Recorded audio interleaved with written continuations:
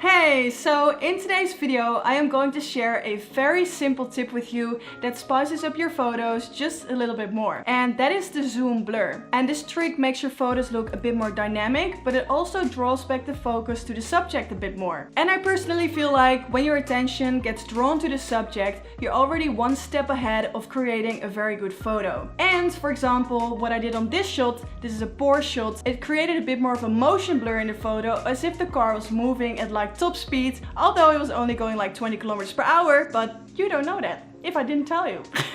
Yeah, I thought it would be fun just to share this tip with you, and it's so simple, so let's just jump right in and I want to show you how to do it.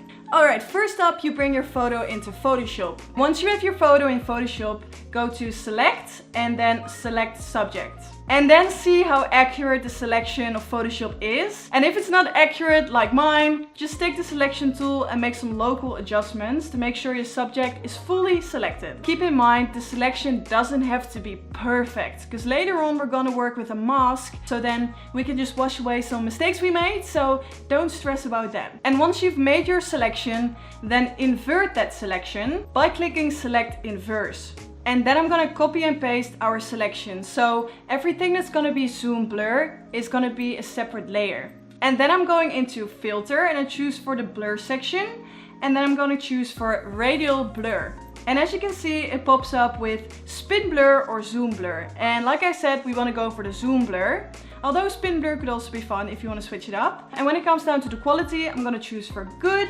And then the amount is gonna be 10. And I think 10 is perfect for this photo, because I want to make the car look it's moving very fast. And then amount of 10 creates that dramatic zoom blur effect, what I want. So then I'm gonna press OK. And as you can see, it already made a huge difference in my photo. And when we zoom in, sometimes you can see the zoom blur also went a bit over the subject, and that's not what we want, because then you can see that we edited the photo in that way. And we wanted to make it look like it's as natural as possible. So what I'm gonna do is I'm gonna create a mask out of the layer we applied the zoom blur on.